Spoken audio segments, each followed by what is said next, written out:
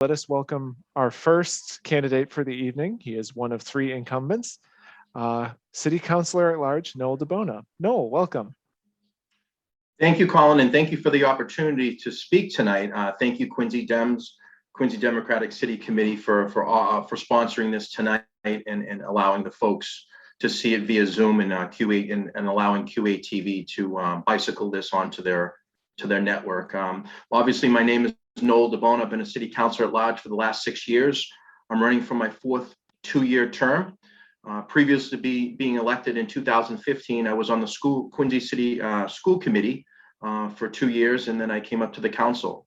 So I've been 8 years elected. Currently, I have 3 young children in the Quincy Public Schools, a 3rd grader, a 1st grader, and a kindergarten. So not only are you getting a councilor at large up at the city council level, you're also getting somebody that's really in tune to the schools, Quincy Public Schools. So you're getting 2 in 1. And I always say to people, I never really left the school committee because I bring it up to the city council as well. Some of the major issues that have happened over the last, obviously 2 years, we'll go with the last term, has been the COVID-19 pandemic that's happened here across the world, I guess you could say. I think it's been very important to give the information. I thought as a councilor at large, I thought I did a very good job this past 2 years, giving the information to the folks where needed, keeping them up to date with COVID-19 updates. And it was always changing and evolving, and it still is today. Having children in the Quincy Public Schools and dealing with the mask mandate, which is currently going right now, which is statewide, it's been challenging. My daughter's very good at sitting in front of these Zoom meetings and doing classes in person, in virtual like this. And my 2 boys are terrible, and they want to be in school doing the work. So I'm happy that all the kids went back to school here in September. I know I'm talking about the schools now because I think it's the most important part of a city. I believe that our education is number one, and we've done a really good job leading up to it. Over $104 million in our budget. It's about 1/3 of the budget, about 35% of the full budget. And I'm looking forward to always putting more funding into the schools, having proper technological upgrades, and making sure that we have new schools and new building upgrades. I'm going to leave a lot of the questions to you guys and what you want to ask for other than the schools. But I thought opening off with that is, I know you had the school committee on recently, and I think it's very important this year, a very highly contested school committee race where we need to have folks in tune in that. So I thought I'd start off with that. I'd end with a little bit different dialect, and I allow the opening of your questions to ask me more of what you want to know about me to get reelected. Thank you, Councilor. So our first question actually deals with the topic that you were just discussing. So one of the most pressing issues currently is COVID-19. Mask mandates and vaccine mandates are being considered and implemented all over the Commonwealth. When considering your position on these policies, who do you turn to for guidance? Do you have stances on both of these mandates? Well, what I'd like to do is first off is I listen to our Governor Charlie Baker and what his information that he goes into the state. Obviously, DZ, the public school system from the state. I try to listen and be in tune with that. Obviously, our new health director, Marley Casali. Previously, Ruth Jones, keep in tune and with them. What we're doing here in Quincy, but once the state starts mandating stuff, it actually supersedes what we do here in Quincy, Massachusetts. I know that the school system for Quincy Public Schools had a mask mandate, and I think it was a few days later the state came in and said, "Yep, everybody's got the mask, got to put it on to go to school." So obviously going to the supermarkets even today, it's about a 50-50 split. I've been vaccinated. Nobody told me that I had to at work. I'm the director of administrative services at the Registry of Deeds in Norfolk County. They didn't mandate me to do it, but I thought it was the right thing to do to get vaccinated. And I did my 2nd shot. I got the Moderna. I at work, I don't have to wear the mask if I've been vaccinated. And if you didn't wear the mask, you have, I mean, if you didn't do the vaccination, you have to wear the mask. So we're looking forward to the future and obviously getting more information about the booster shot. I'm not against people that have the right, that they don't want to do the shot or do the vaccination. I'm not against anti-vaxxers. They have every right to do that. I just felt that I would do that, and my wife has as well. So, and my father and my in-laws as well. They're older, and I just didn't want them to. They have other ailments, so underlying causes. So, it's up to you. You have a full right to do what you want to do. But however, there are, if you haven't been vaccinated and then they mandate you wearing a mask at your work or whatever the case may be, that's what you have to do. So, thank you. Okay, thank you, Councilor. The next question, how do you plan to involve residents in your decision-making process for Quincy? I think the most important thing is communication. You're just talking about that.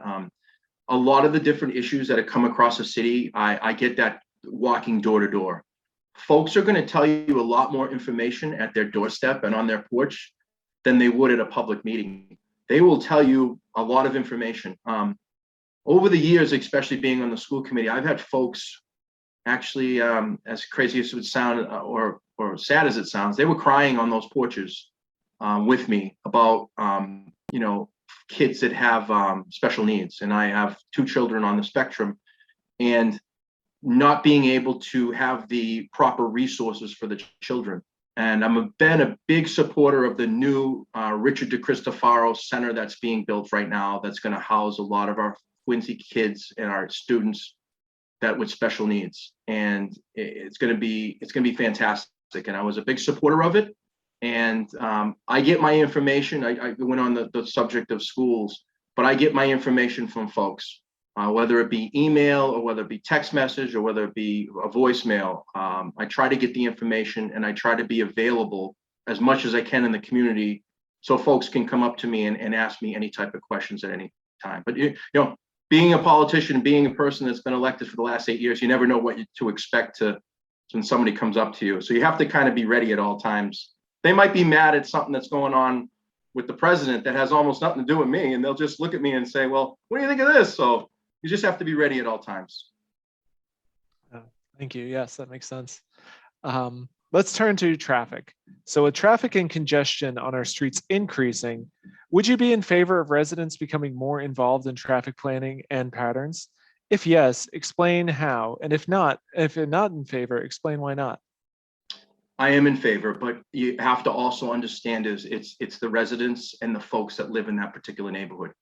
Now, I walk a lot of the Walston Beach area, and I will tell you, each street is a little bit, the square footage of each street is all different. So every street has a little different style of how they want to do the parking enforcement and the traffic mitigation. One street might have, like the street I live on, you can't fit 2 cars on each side. It just doesn't fit. But next street over, you can fit 2 ways on both sides of the street.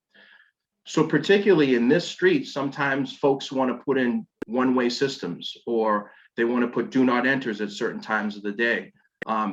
It's all going to be based on the residents that live in that particular street. Now, you have to have a public meeting. You have to have the ward councilor involved, which I have been, and let them, talk about all the pros and cons of dictating any type of traffic mitigation. I'm all for the new statewide mandates on, for instance, C Street, where they put sometimes the barriers in the middle of them, just to protect folks from not getting on the other side and allowing folks to obviously do bicycle and pedestrian infrastructure as well, which is very important as we move forward, is to get folks, and as you can say, is talk about traffic, talk about gas. Gas prices are at $3. I'm a big proponent of hybrids and electric vehicles. Been a big proponent. I put resolutions in front. QCAN has definitely come to me with doing that, and I feel that is the next wave. And a lot of our new parking garages have the electric outlets to charge them up. So I'm a big proponent of that. Less congestion in the city, and I'm looking forward to more traffic mitigation. So I just listen to the residents. Each neighborhood's a little different. based on the square footage of the street and the sidewalks, and it's going to vary across the city. Very good. Thank you, Councilor. For our next question, do you think that applicants' plans and information for action before the City Council should be placed online for examination by the residents of Quincy before action by the City Council?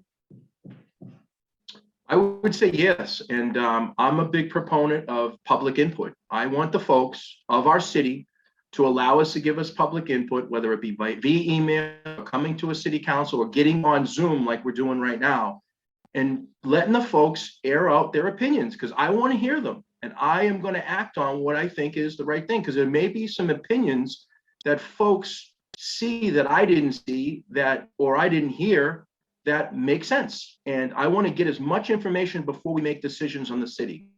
So I would love public input via any way you want: email, text message, voicemail, Zoom, public appearance, letters, emails. It doesn't matter. I want to hear every single person. And you know what? You have every right to do that, especially if you're folks that live here. And I'm big on public safety, so I want to hear from the folks. Yes. Very good. Thank you. Our next question has to do with term limits and term limits. Do you think the City Council term should be 4 years, matching those of the mayor and the school committee? Absolutely. I've been trying to get that done for years, but I think it has to go with the home rule petition. So you have to put it, either can go one way. You can put it on this, you can put it as a form of an ordinance change, as legislation. It's got to get passed by us on the City Council. Then it goes up to the state. I believe it's the state reps and then the senators. It's got to be signed by the mayor, and then it has to go as a home rule petition. Now you can go that route, or you can put it on as a binding or non-binding question in an election. We are the only body in the city of Quincy that goes on a 2-year term. The school committee has 4 and the mayor has 4. Sometimes it can be lopsided in races. I have not had an uncontested race here. This will be my 5th time I've run, and it's been contested every single time. I would love to make the change. I've talked to the mayor personally about this over the last 4 years, actually. And hey, we'll see what happens. I think it's important. I think it's fair for the rest of them, since the school committee and the mayor has it. So we'll see what happens. Okay, thank you. This will probably be the last question because we're running low on time. What are your ideas for the use of the pandemic relief funds and the American Rescue Plan funds for use in Quincy? I think some of the biggest thing is it's a very good question. Thank you, Colin, for asking that question. Whoever put that is somebody asked about term limits. I don't know the jurisdiction. Yes, probably term limits, but at the same token, what is the term limit? How far you want to go? I would have to investigate that a little bit. But getting back to, would you repeat the question, Colin? I got a little message here on there. Oh, the relief funds. Yes, the relief fund. I would like to get public input on the relief funds, and I would like to go back to the folks that live in the city, that would benefit the folks that live here. The citizens and the constituents here. I think it's very important that the public gets a chance. And I think our fellow councilor, Ward 2 Councilor Anthony Andronico, brought forward to get some public input and have some dialogue and meetings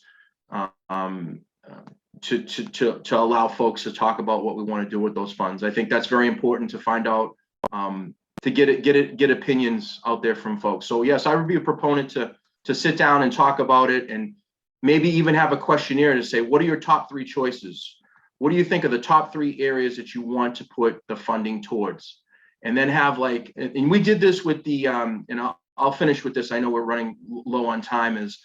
We did this with the Independence Ave gate that was opening at the MBTA. They had public input, but they also had a questionnaire, and you could do the questionnaire either door to door in person, or you can go online and do it, and you had to put your name and your address in and all that other stuff.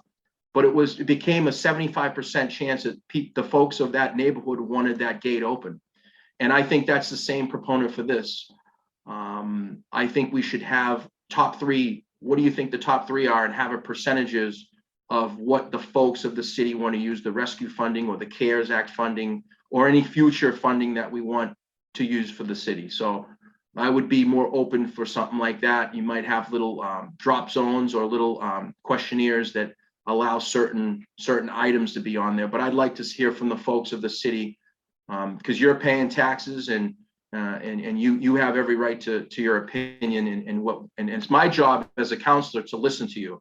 Whether I agree, disagree, it doesn't matter. I need to listen to all folks. And that's another thing about being a city councilor at large is I have an open door policy to listen to all folks from different backgrounds and opinions on how they want to perceive things. Thank you, Councilor DiBona. And unfortunately, we are past time. So we want to thank you for appearing with us and talking tonight. And thank you, Colin. And I want to thank everybody for allowing me to speak tonight. And I would hope I would earn one of your votes for Councilor at Large to be reelected for my 4th term. Thank you so much. Have a good night.